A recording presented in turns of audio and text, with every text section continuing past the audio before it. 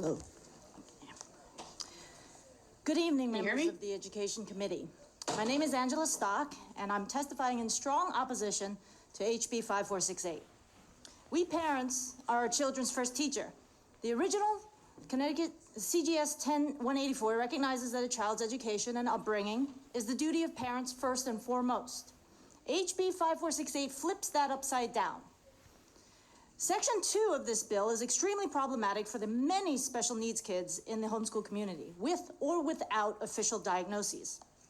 I am a mother to a twice exceptional, that's 2E child, which means he has invisible disabilities and a high IQ. Schools, even in New Canaan, where I am, are ill-equipped to handle, let alone evaluate 2E students. They would have likely denied my child an IEP, but I essentially automatically provide one by meeting him exactly where he is.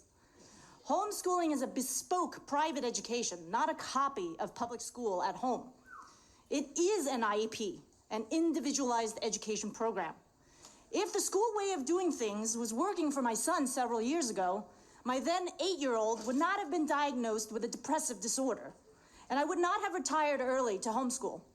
I graduated from Yale. My husband graduated from Princeton and holds a PhD in physics from CMU. Homeschooling was not our original plan, but it was what our son needed. For 2E children, schools have difficulty recognizing their giftedness, and they have difficulty recognizing their disabilities and asynchronous development. School staff don't know what PDA profile of autism is. My son doesn't look autistic. It took thousands of dollars and 2 private evaluations to figure it out. Thanks to homeschooling, the depressive disorder is gone.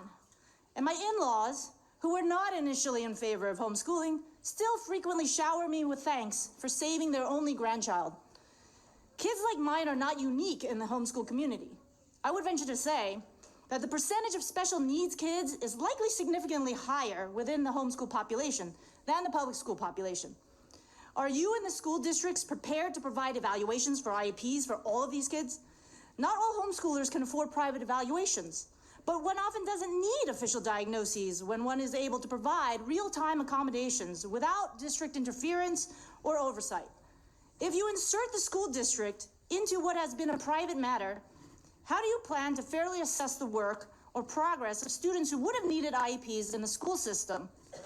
It would be unfair to assess homeschool children with undiagnosed conditions and unidentified support needs against standards for non-special needs kids when special ed kids in school have IEP and 504 accommodations and modified educational goals. The current 10184 statute keeps homeschooling independent as a lawful private activity and has the built-in flexibility needed to support homeschooling as an individualized education program. Equivalent instruction for homeschool is simply teaching the listed subjects in the statute. HB 5468 leaves special needs families hanging with a great big unknown as to how we will be able to continue providing individualized education for our kids under new rules to be determined by the Department of Ed. I respectfully urge this committee to vote no on HB. I respectfully urge this committee to vote no on HB 5468. Thank you. Thank you, and thank you for your testimony.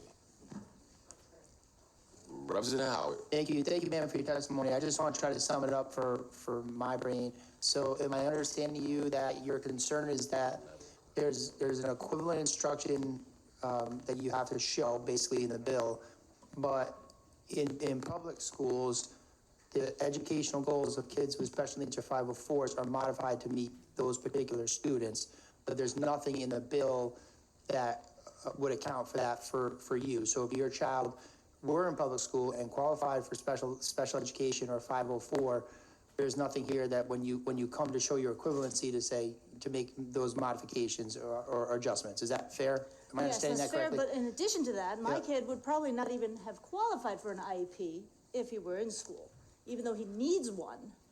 If you're not behind, he was ahead of grade level despite the environment being a very poor fit for him. So I would not be able to get any help. And if they don't recognize his needs, I don't know how this new measure that leaves it wide open, there's nothing to address special needs kids, whether they're diagnosed or undiagnosed.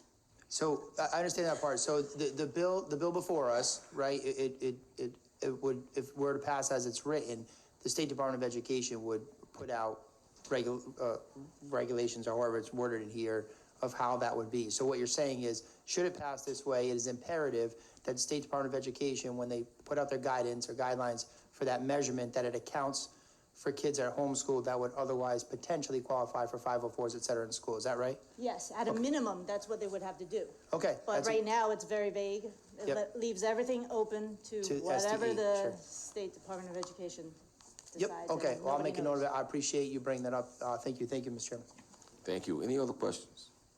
Seeing none, thank you again, Angela, for your testimony. Christian,